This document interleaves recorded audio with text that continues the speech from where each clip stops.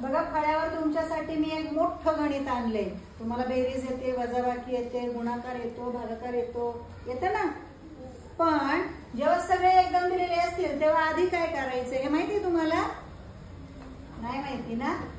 त्याच्यासाठी हे पाठ करायचंय. कंचे भागू देव. कंचे म्हणजे कंसाचे. जर या गणितामध्ये कुठं कंस असेल, कंसामध्ये काय क्रिया असेल तर ती आधी करायची.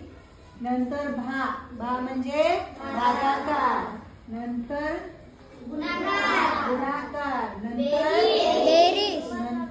वजाबाकी. असं इकडून जायचं डावीकडून उजवीकडे. जी क्रिया पहिली असेल ती करायची. येते का लक्षात? आता इथं बघा कंसाचे आहे का? कंस नाहीये, मग काय करा ना? भागाकार. बघा पुढे भागाकार. 45 भागिले किती आलं सांगा? 9. Very good. मग फक्त ह्याच उत्तर लिहायचं, सगळं एकदम सोडवत बसायचं नाही. सुरुवातीला शिकताना सगळं लिहायचं. जेव्हा तुम्ही प्रॅक्टिस करून करून तुमची स्पीड वाढेल ना त्यावेळेस मी डायरेक्ट उत्तर लिहिलं तरी चालेल. कधी? स्कॉलरशिपचा पेपर सोडवताना.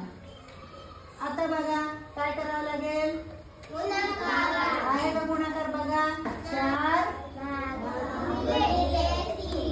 4 गुणिले 3. चला आता ह्याचं उत्तर सांगायचं नाही, बाकी सगळं आहे असं लिहायचं. 4 त्रिक 12. उरलेलं आहे असं 15 लिहायचे. ओके. आता सांगा पुढं. बेरीज आहे का? बेरीज संघर्ष. बेरीज आहे का? बेरीज नाहीये. आहे. काय बेरीज? 9 अधिक 12. 9 अधिक 12. सांगा त्याचं उत्तर. 21. आणि हे आहे असे लिहिले. आता काय राहिलं? फक्त वजाबाकी. 21 मधून 15 वजा करा. 6.